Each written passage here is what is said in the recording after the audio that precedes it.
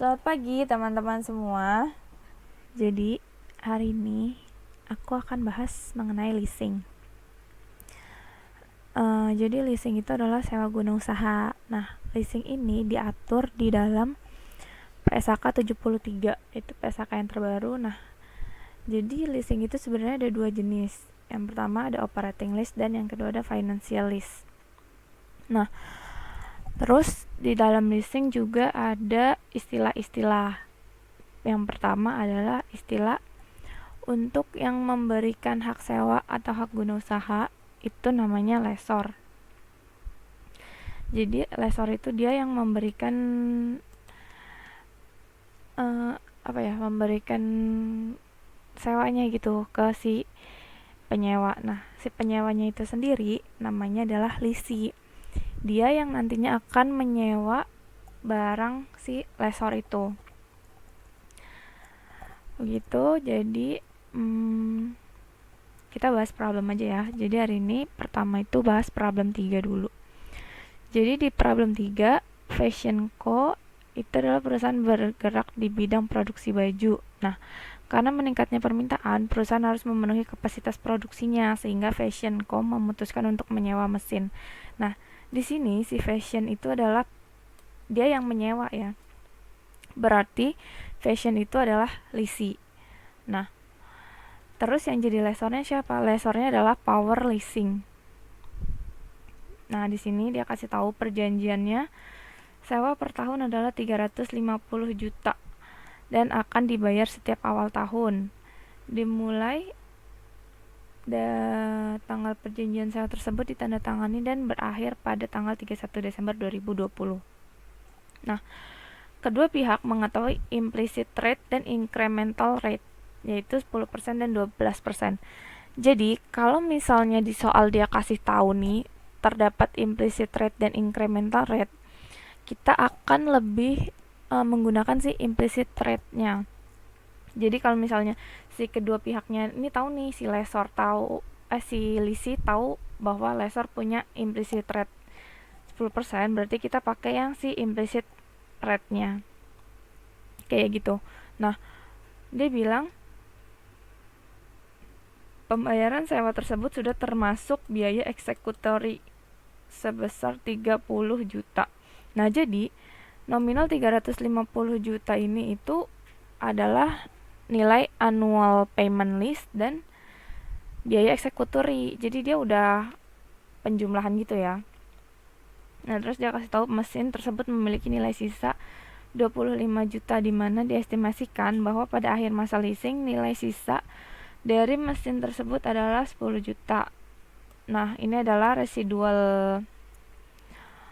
value-nya itu 10 juta. Nah, hal tersebut dijaminkan oleh pihak penyewa. Jadi, si leasing-nya itu dia menjamin nilai nilai penurunan mesinnya itu. Nah, terus dia kasih tahu mesin disusutkan dalam 4 tahun dengan menggunakan metode straight line. Pada akhir masa sewa diperkirakan fair value dari nilai sisa mesin adalah 5 juta. Nah, dia kasih tahu bahwa fair value-nya pada nilai sisanya itu 5 juta. Sedangkan si lessor itu mengestimasi bahwa nilai sisa mesin adalah 10 juta. Berarti ada selisih dong antara estimasinya si lessor dengan fair value dari nilai sisa itu. Nah, selisihnya inilah yang ditanggung oleh si lessee tersebut. Gitu ya. Itu untuk cara baca soalnya. Nah, di sini kita dari lessee dulu. Nah, pertama kita cari nilai PV of lease payment. PV of lease payment ini kita pakai nominal 320 juta. Itu dari mana? Dari nih, dia kasih tahu bahwa pembayarannya adalah 350 juta ini dia udah termasuk executory cost ya kan. Nah, kita harus kurangin si executory cost-nya itu supaya kita dapat nilai bersih dari annual lease payment-nya. Nah, berarti nilai bersihnya adalah 320 juta ya. Kita kali sama PV-IFA. Nah, gimana cara cari PV-IFA-nya? Itu ada rumusnya. Rumusnya itu ada Ini aku taruh di PPT ya. Nih, ini adalah rumus PVIFA. Ini jadi nanti kalian cari 1 min 1 per 1 plus RR ini adalah suku bunganya. Nah, karena kita pakai implisit, berarti kita ambil yang implisitnya ya. Di situ kan dia kasih tahu bahwa 10%. N ini adalah jangka waktu leasing kalian. Karena kita cuma 3 tahun, berarti leasingnya di sini N-nya pangkat 3. Ini juga suku bunga dikali 1 plus suku bunga kalian. Nah, nanti akan dapat itu 2,73554 gitu ya. Nah, di sini kita kaliin 320 dikali 2,73554.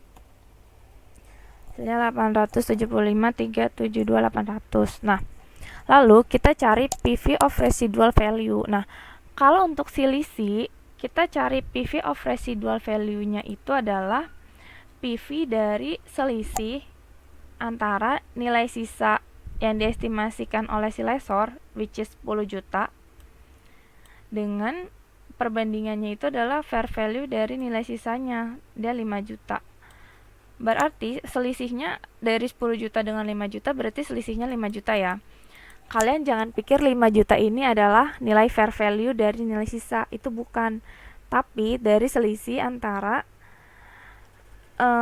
estimasi nilai sisa dari lessor dengan fair value dari nilai sisa itu. Nah, selisihnya itu 5 juta dikali PVIF. PVIF ini rumusnya cuma 1 per 1 plus R dipangkatin N ya. Nah, udah itu kita kaliin aja di sini. Dikali 0,75131. Nah, kita udah dapat nih total dari PV of lease payment dengan PV of residual value. Nah, hasil penjumlahannya ini kita jumlahin ya. 875.372.000 tambah 3.756.550. Ini kita jumlahin dan hasilnya itu kita masukkan ke list liability. Jadi ini adalah nilai hutang leasing kita. Ini dari sisi listnya dulu ya kita cari. Nah, terus dia kasih tahu bahwa dimulai pada tanggal perjanjian sewa tersebut dia udah bayar nih. Ya kan, berarti kita buat date-nya itu nih di sini kan ini tanggal perjanjian leasing. Terus dia masih tanggal 1 bulan 1 2018 ya di bawahnya di sini, karena dia bilang dia dimulai maksudnya dia mulai mengangsur leasingnya itu pada awal perjanjian kan, which is awal perjanjiannya 1 Januari 2018. Nah, ini 1 Januari 2019, 1 Januari 2020, dan sama ada 31 Desember 2020. Ini karena dia kasih tahu bahwa berakhirnya tanggal 31 Desember 2020 ya. Nah, terus di sini di dalam tabel ini di atasnya ini ada judul. Ini ada nama perusahaannya. Terus dia kasih tahu judulnya itu list amortization schedule dan ada rate-nya di sini 10%. Ini rate yang kita pakai. Terus dia kasih tahu annuity due basis. Nah, kenapa dia kasih tahu annuity due basis? Karena dia bilang bahwa pembayarannya itu per tahun ya. Jadi karena dia pembayarannya per tahun berarti annuity. Nah, terus dia kasih tahu bahwa guaranteed residual value. Kenapa? Karena dia kasih tahu bahwa di sini dijaminkan oleh penyewa. Karena dia dijamin oleh si leasing, berarti dia guaranteed residual value. Nah, terus sebenarnya ini sama aja sama tabel amortization bonds kayak gitu, mirip. Nah, di sini ada annual lease payment. Jadi nilai annual lease payment di sini itu adalah sudah nilai annual lease payment yang bersih ditambah sama executory cost kalian. Untuk pembayaran pertama, kita interestnya itu masih 0 ya, karena kan ini masih pembayaran pertama kan, belum ada perhitungan bunga. Masih hari pertama dia bayar perjanjian, berarti bunganya masih 0. Nah, di sini reductionnya itu adalah berarti annual lease payment kalian dikurang sama executory cost.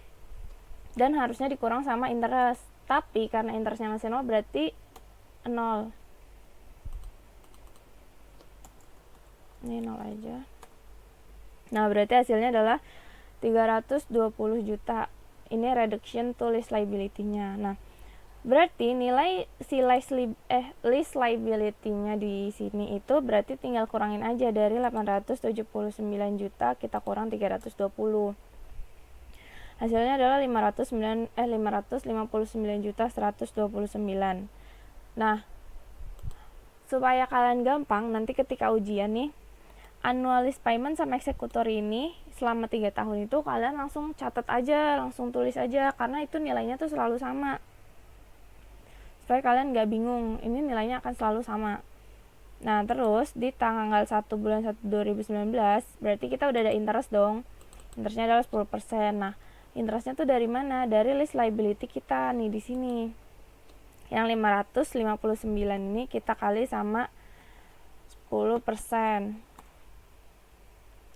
Berarti interest kita itu adalah di tanggal 1 Januari 2019 adalah 55.912 juta.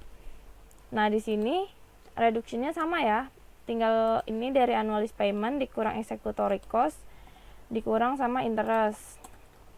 Hasilnya 264.087.065. Nah, untuk lease liability-nya kalian tinggal kurangin aja. Sama. Terus untuk interest di tahun ketiga. Nah, di sini kan interestnya itu adalah sama ya, berarti dia nilainya dari lease liability kita di tanggal 1 Januari 2019 kita kali sama 10%. Dapatlah 29.504. Nah, reductionnya sama aja, tinggal kalian kurangin dari annual lease payment dikurang executory cost dikurang interest. Hasilnya adalah reduction to lease liability. Nah, ini kan dapat hasilnya adalah 4.546.000. Terus kan dia ada residual value-nya kan. Nah, karena ada residual value berarti di akhir masa lease kita, which is itu 31 Desember. Nih, dia kasih tahu kan berakhir pada 31 Desember 2020. Berarti kita harus catat nih, karena ini yang nanggung adalah si lisi, dan di sini kita lagi buat perhitungan untuk lisi. Nih, kan dia bilang bahwa dijaminkan oleh si penyewa kan. Berarti si lisi ini harus memperhitungkan si selisihnya tadi itu, yang selisih antara 10 juta dengan 5 juta. Nah, berarti di sini 5 juta ya. Nah, interestnya itu berarti dari 4 juta dikali 10%. Hasilnya adalah 454. Berarti di sini kalian kurangin nih. Berarti di sini kalian kurangin dari 5 juta.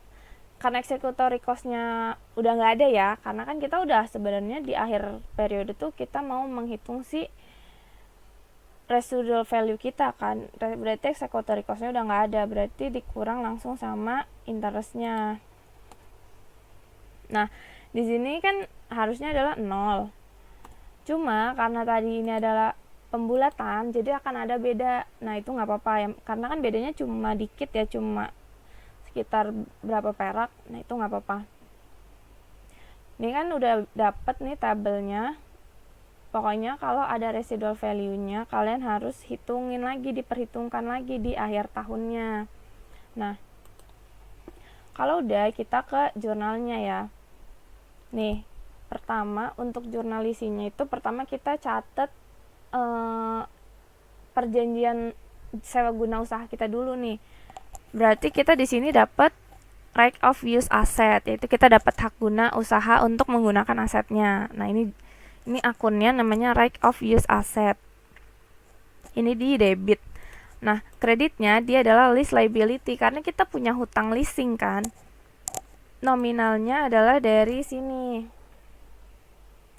Nih, dari total perhitungan kita tadi. Atau dari sini nih, bisa. Dari nominal lease liability kita. Nah, terus tanggal 1 Januari 2018 kan dia udah bayar. Berarti di sini lease liabilities-nya itu adalah 320 juta. Nah, kenapa 320 juta? Karena kan dia sebenarnya annual lease payment-nya adalah cuma 320 juta kan. Cuma karena kita ada property tax expense. Nah, property tax expense-nya ini adalah ini dari executory cost-nya, yaitu 30 juta.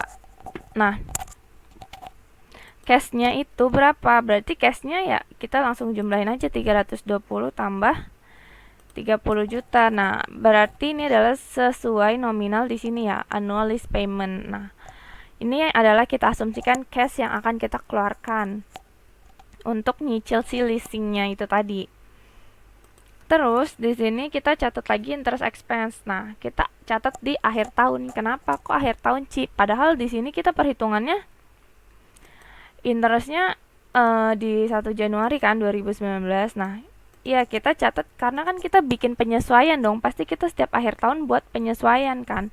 Nah, berhubung dia di sini pembayarannya adalah setiap tanggal 1 Januari, berarti sama aja 1 Januari 2019 itu kan sama aja 31 Desember 2018 kan. Berarti kita langsung ambil aja nih interest expense dari nilai interest kita. Sini pada lease liability. Nah, kenapa kok langsung pada lease liability? Iya, karena interest kita itu akan langsung berpengaruh ke nilai leasing kita. Jadi kita nggak ke interest liability ya. Biasa kan kita interest expense pada interest liability kan. Nah, ini enggak, ini tapi pada lease liability gitu. Nah, terus di sini kita catat juga depreciation expense karena kita harus mendepresiasi nilai hak guna usaha kita kan.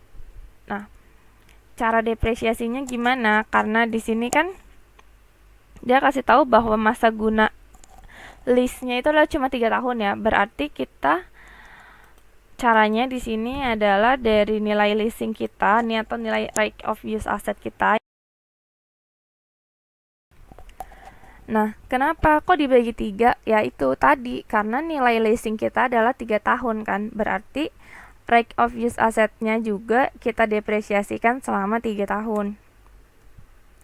Hasilnya adalah 293.043. Nah, ini kita nggak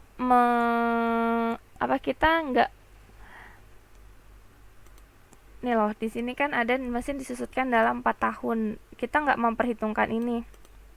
Untuk problem 3 kita nggak memperhitungkan itu ya.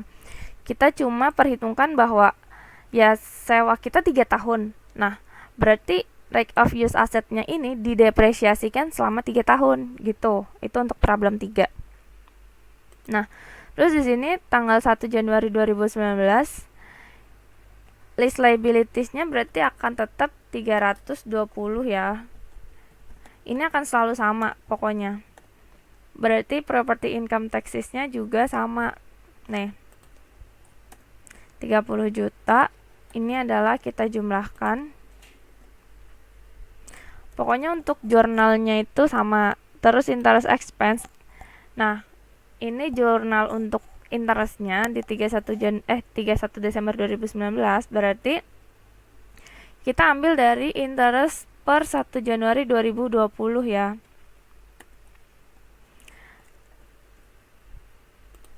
Ini kalian langsung lihat aja dari tabelnya. Nah, depreciation expense-nya nilainya akan sama kayak depreciation expense di tahun pertama karena tadi kita cuma bagi 3 berarti setiap tahun itu nilai depresiasinya akan sama. Nah, ini 320 juga. Pokoknya lease liability itu adalah nilai annual lease payment tapi yang bersihnya yang sebelum kita tambah sama executory cost. Nah, di sini executory cost-nya itu kan dia cuma ada pajak doang kan. Tapi kalau misalnya dia ada yang lain, jadi tuh executory cost tuh kayak biaya lain-lainnya gitu loh. Kayak misalnya kita ada bayar asuransi, terus kan kita bayar pajak. Nah, itu masuknya ke executory cost. Ini langsung ditambahin aja. Depreciation expense-nya kita langsung ambil aja ya, karena kan sama aja. Nah, ini untuk mencatat si nilai residual kita tadi itu, yang selisih antara nilai sisa lessor dengan fair value nilai sisanya. Nah, di sini kan interest expense-nya kita dapat tuh 454.000. Nah, terus list liability-nya adalah 4.500.000. Berarti cash-nya adalah 5 juta ya. Nah,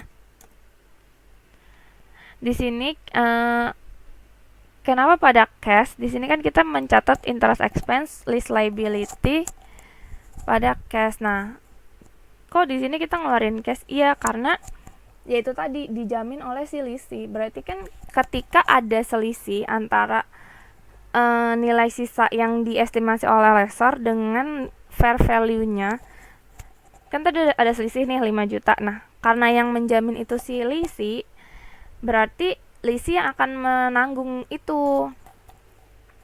menanggung selisihnya itu si lisi, bukan lessor ya. Makanya kenapa di sini dia mengeluarkan cash sebesar 5 juta. Nah, itu untuk lisinya. Terus kita ke perhitungan lessor. Nah, perhitungan lessornya ini untuk PV of lease payment-nya itu dia di sini itu pasti sama nih. Kan di sini kasih tahu ya, PV of lease payment 320 juta dikali sama PVFA. Si lessor pun akan sama, 320 juta dikali sama PVFA-nya juga, hasilnya 875 juta. Nah, cuma untuk si PV of residual value, si lessor itu dia akan mencatat sesuai yang diestimasikan. Dia nggak mau tahu bahwa ada selisih antara yang dia estimasi dengan fair value-nya, tuh dia nggak mau tahu. Dia akan catat cuma sesuai dengan yang dia estimasi. Nih, seperti di soal, dia kasih tahu bahwa estimasinya itu 10 juta. Nah, yang mengestimasi adalah si lessor. Berarti di sini lessor akan catat bahwa PV of residualnya dia adalah si residual value-nya dia adalah 10 juta. Tanpa dia mau tahu bahwa ada selisih itu. Nah, di sini 10 juta kita kali sama PVIF. Nah, tadi kan udah aku kasih tahu ya rumus PVIF itu. Kalian nanti bisa lihat di PPT. Hasilnya itu 7.513.000. Nah, dapatlah si list receivable-nya dia, berarti kita masukin di sini ya. 882.885. Nah, ini aku hapus aja dulu biar nggak bingung kalian. Kita kerjain sama-sama dari awal. Nah, di sini kita lihat lagi nih, pertama judulnya aja dulu ya. Kita ke judulnya berarti nama perusahaannya dia Power Leasing. Terus ini list amortization schedule dia 10%. Terus annuity due basis pokoknya sama aja sama lisi yang di atas tadi. Nah, cuma di sini kalian harus lihat ya. Kalau di lisi dia bilangnya adalah annual lease payment karena dia yang akan membayar ya kan. Terus di sininya juga lease liability. Nah, tapi kalau si lessor dia akan bilangnya itu adalah annual lease receipt karena dia yang menerima uang itu kan. Terus di sini berarti dia reduction to lease receivable ya. Nih di sini tulisannya nih. Kalian bisa lihat di atas ini lease receivable. Terus di sininya berarti dia lease receivable juga. Nah, terus di sini pertama itu seperti tadi ya, dia berarti di tanggal kontraknya itu berarti nilai leasingnya dia berapa? Berarti adalah nih, kita ambil dari sini 882.885.900. Nah, karena pembayarannya dimulai sejak awal kontrak, berarti kan dia belum ada interestnya nih kan, berarti sama aja dong. Perhitungannya masih sama ya, kayak yang si lisi tadi.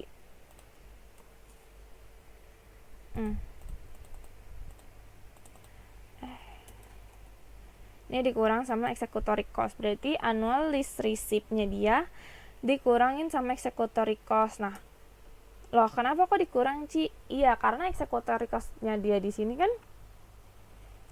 sebenarnya itu pajak ya. Pajak itu kan berarti bukan untuk kita dong, untuk kita bayar nanti ke pemerintah, ya kan? Karena kita bayar ke pemerintah, berarti sebenarnya itu yang kita terima bukan 350 juta, tapi harus 350 juta ini kita kurang 30 juta. Hasilnya itu berarti 320 juta. Nah, ini berarti list receivable-nya kita kurangin aja sama reduction-nya. Ini sama aja sih perhitungannya sama lisi tadi. Nah, di sini interest-nya gimana? Sama aja, kita ambil dari list receivable dikali sama 10%. Karena interest-nya tadi 10% ya. Nah, berarti reduction-nya 350 juta kita kurang sama 30 juta. Terus kita kurang lagi sama interest-nya 10% ya kan? Dapatlah berarti 263.711. Nah, list receivable-nya berarti ini langsung kurangin, sama aja. Hasilnya 299.174.000. Nah, terus di sini kita catat lagi interest-nya kali 10% ya, berarti dari list receivable kita kali 10%. Misalnya 29 juta, terus reduction-nya kita tinggal kurangin dari receipt, dikurangi executory, dan dikurangi sama interest. Nah, kan karena dia kan pendapatan sewa, ya kan, pendapatan sewa itu kalau dipajak, dia kena pajak final. Nah, inilah pajaknya, maksudnya interestnya itu loh. Terus di sini list receivable-nya dikurangin aja. Nah, dapat 9.091. Nah, karena tadi jadi itu lessor akan selalu memperhitungkan residual value ya. Pokoknya akan selalu, karena si lessor itu akan mengestimasi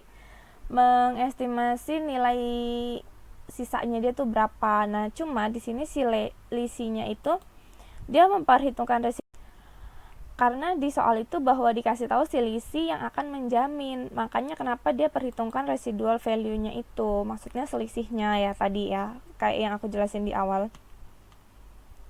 Sedangkan kalau lessor itu dia akan selalu memperhitungkan residual value. Nah, dia kan estimasinya 10 juta.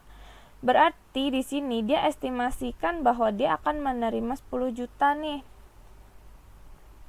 Ya kan di akhir periode masa leasingnya dia mengestimasi bahwa nilai sisanya nanti tuh segini loh gitu, 10 juta loh nilai sisanya dari barang yang dia sewakan gitu.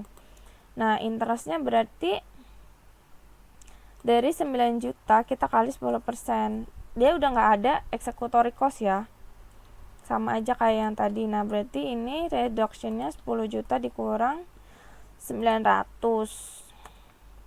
Nah, di sini sebenarnya pasti akan ada selisih, tapi asumsikan adalah 0, hasilnya 0 karena selisihnya itu tadi perak lah istilahnya, karena yaitu pembulatan tadi kan. Nah, berarti di sini kita bikin jurnal nih, jurnal untuk si lessor. Kalau tadi kita udah bikin jurnal buat lisi, terus perhitungannya juga. Nah, habis itu kita bikin jurnal untuk si lessor ya. Berarti pertama kita bikin jurnal untuk kontrak leasingnya. Di sini tanggal 1 Januari 2018, berarti jurnalnya adalah list receivable pada mesin, karena dia menyewakan tadi mesin, berarti mesinnya dia keluar dong. Kenapa dia dikredit? Karena kan dia sewakan tadi ke leasingnya kan, berarti udah nggak dipegang dia. Di sini di debitnya adalah list receivable. Kenapa? Karena kita punya piutang nih. Ketika kita menyewakan, itu kita punya piutang. Nah, piutang lisi tadi. nominalnya dari sini ya, 882 juta.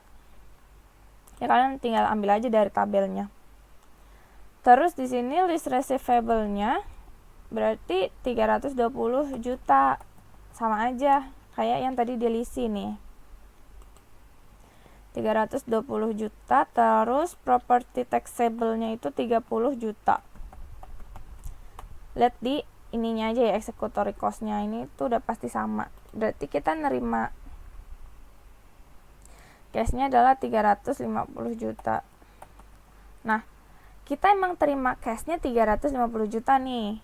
Tapi dari 350 juta ini kan ada 30 juta itu kan. Nah, ini nanti karena kita belum bayarkan pajaknya, berarti di sini akunnya adalah property tax payable karena kita belum bayar nih. Nanti ketika kita bayar akan beda lagi. Nah, karena dia belum bayar payable ya. Terus di akhir tahun 2018 kita akan adjust si interestnya itu tadi. Nah, di sini berarti jurnalnya adalah list receivable pada interest revenue. Nah, kenapa kok kita nggak interest receivable, Ci? Iya, karena ini akan langsung ngaruh ke leasingnya. Kita nggak memperhitungkan lagi si interest receivable, kita langsung ke list receivable-nya. Ini langsung aja ambil ya, 56.288.000. Ini dari tanggal 1 Januari 2019. Ini 56 juta. Nah, 1 Januari 2019 gimana? Sama aja. Berarti dia nerima cashnya 350 juta. Langsung aja ya di sini. Aku ambil dari nominal atasnya. Karena sama aja, di pencatatannya akan selalu kayak gitu di awal tahun, karena dia bayar per awal tahun kan. Cashnya kita terima 350 juta. Terus list receivable-nya 320.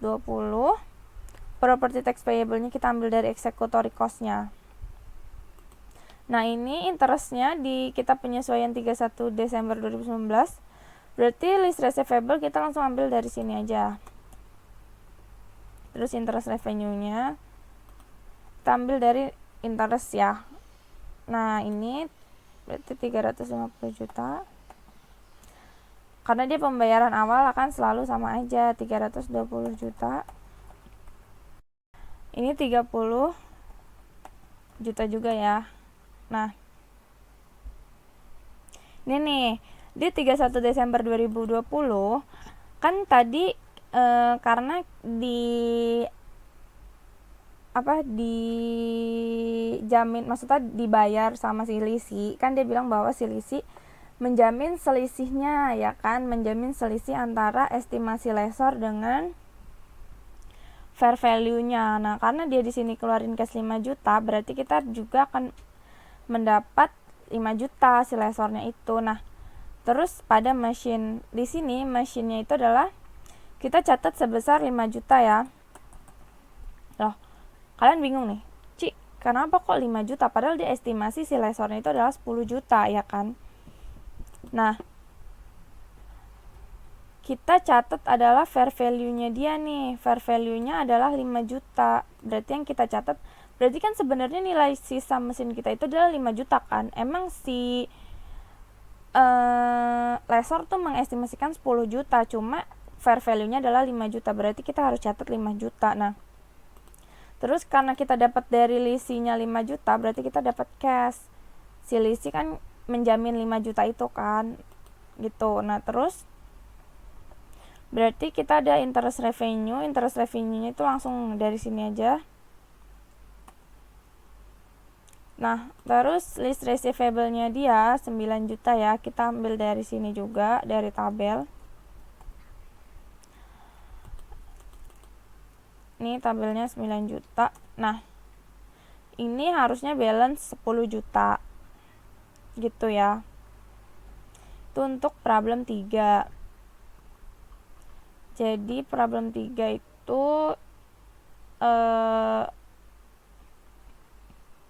case-nya adalah si Lisi itu menjamin selisih antara estimasi dengan fair value-nya kan. Berarti karena dia dijamin, selisih akan bayar. Nih, ketika ada selisih 5 juta berarti dia bayar 5 juta gitu. Dan yang tulis di sini oleh lessor itu adalah fair value-nya, bukan estimasinya ya. Itu diingetin lagi. Nah, terus kalian nanya, "Ci, kalau misalnya berarti kalau selisihnya nggak menjamin 5 juta berarti di debit ini bukan cash dong?" Nah, iya, kalau misalnya selisihnya nggak menjamin, itu nanti dia akan loss. Berarti si lessornya itu akan menjurnal loss karena kan ternyata fair value-nya itu lebih rendah kan dibandingkan sama estimasi si lessor itu tadi. Nah, itu untuk problem 3 ya. Kalau misalnya kalian kurang jelas, nanti bisa tanyain ke aku. Nah, di sini aku akan jelaskan problem 4.